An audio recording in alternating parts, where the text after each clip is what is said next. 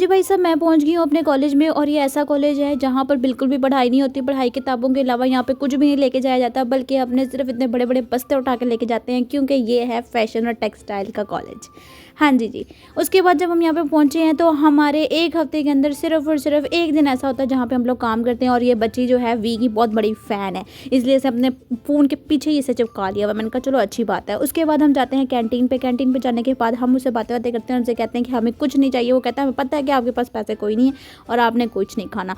उसके बाद हम वहाँ से बिस्ती करा के दोबारा से अपने ऑफिस में जाते हैं। ऑफिस में आके मिस के पास पड़ा हुआ हीटर जो है उससे गरमाइश लेते हैं और उससे गरमाइश लेने के दोबारा क्लास में चले जाते हैं। क्लास में मैंने आपको बताया था कि पढ़ते पढ़ते हम कोई भी नहीं है, क्योंकि हम जो है फैशन के स्टूडेंट्स हैं और फैशन के स्टूडेंट्स अपनी मर्जी से पढ़ते हैं।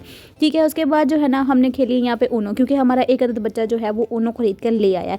अब वो ले आया है तो हमने इसको अच्छी तरह जलील भी करना है भाई साहब। फिर हमने ऊनो खेली है और ये सामने वाली बाजी के पास पूरे दस्ते इसी के पास ही आ गए थे ऊनो के, और बेचारी जो है ना।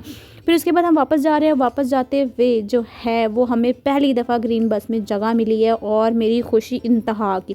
फिर मैं अपने दोस्त ਨੂੰ किया कि भैन इसी खुशी ਦੇ ਵਿੱਚ ਮੈਨੂੰ आज अमरूद खुआ दे तू।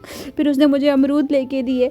अमरूद हमने खाए, इतने मज़े के अंकल ने यहाँ पे अमरूद काटे हैं। और जैसे मेरी कैमरे की नज़र ऊपर की तरफ गई है तो मैंने देखा, तो मैंने कहा ये तो अमरूद से भी ज़्यादा मज़ेदार चीज़ दे रहे हैं अंकल। लेकिन सायरा ने कहा कि बिटिया अब मेरे पास और पैसा नहीं है, चुप करके घर की तरफ चलो।